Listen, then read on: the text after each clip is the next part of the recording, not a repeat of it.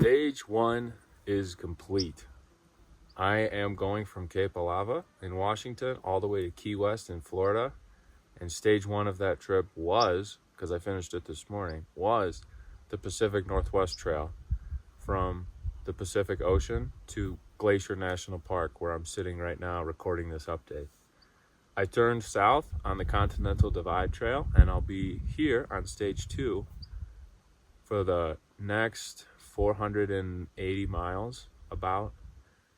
And after stage two, after the Continental Divide Trail, I will walk Highway 2 up to the Whitehall, Montana area, where I will purchase a canoe.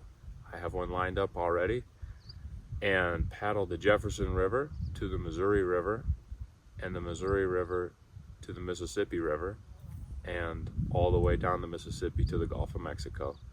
Once I get down to the Gulf, I'll be riding a bicycle around the Gulf states to the Florida Peninsula and all the way down the peninsula of Florida to Key West. So I still have thousands and thousands of miles to go. Obviously, winter looms ahead of me. Tomorrow's the last day of July, and I'm not covering an incredible amount of ground, about 19 point something average per day. And I know that that's going to set me up for winter in the plains, or hopefully if I can pick up the pace, at least in the Midwest. And it's not going to be easy, but there are things right now that aren't easy. Just this morning, I was getting myself absolutely soaked with Mountain Dew. Real Mountain Dew, not sugar drink, but like a heavy dew fell last night, and the trail's totally overgrown with all this stuff hanging over it. And your legs just get soaked, it all falls into your shoes, and then as you keep walking and water just keeps running into your shoes, you just walk with like wet feet for hours and hours, and my feet start to cramp up and whatever. But you just find another way to love travel when you have a new hardship. And you get there by being joyful, and you get to being joyful by being grateful. So if you can find something to be grateful for, then you can find joy in your heart. And when you have joy in your heart, then you can find a way to love what you're doing. And it just starts simple with being grateful for the meal that you eat, for the land that you're traveling on, for the life that God's given you. And once you're grateful for the basics, you can get to advanced gratitude, which is, being grateful for stuff that's not so obvious, like being grateful for morning after a really difficult night, or being grateful for water after you've been thirsty so long, or being grateful for a headache because it takes your mind off of the cramp in your foot. And, advanced gratitude will get you there too. It'll get you to joy as well. And joy will get you to love. And I am learning to get there every single day.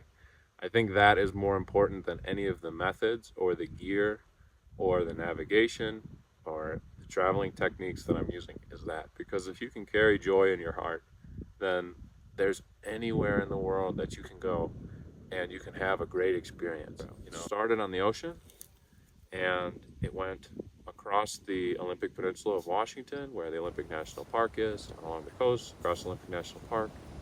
Went through snow, had some rain, saw some great wildlife, and then took the ferry across the Olympic Peninsula, across Puget Sound, went up through the islands in that area, and along more coastal Washington, and then started really getting into the mountains. When I got to Bellingham, my girlfriend Dottie had to go back to Australia, and I continued on alone. And since I've been alone, I've covered the rest of Western Washington, the Pasayten Wilderness, which is in the center of the state, and then Eastern Washington, where things start getting a little more dry, and the roads are what you're walking on, not so much trail anymore. And then the beautiful 99 miles of the Idaho Panhandle and the Selkirk Mountains and the Kootenai River Valley. And just now finishing with Western Montana, which is the last, for me because I'm eastbound, the last section of trail. I've experienced foul weather, hot weather, snow, rain, some excellent wildlife, and a really great community around the Pacific Northwest Trail. The people in town who know that you're hiking, who are willing to give you rides and let you wash up in their shower and use their kitchen to cook. And just a great community. My next section of trail is ahead of me, and I'm not going to wait any longer. But I did want to give you this update and just share with everyone who supported me and left comments or sent messages, and for the people who hosted me, who started watching the videos I put out, and maybe you received a package and held on to it for me, or let me camp in your yard, or gave me a ride to town or something. But I just wanted to say thank you. Thank you for helping me across the Pacific Northwest Trail. I appreciate it so, so much. And every day I find something to be grateful for. And when I meet the people along this trail, it's not so hard.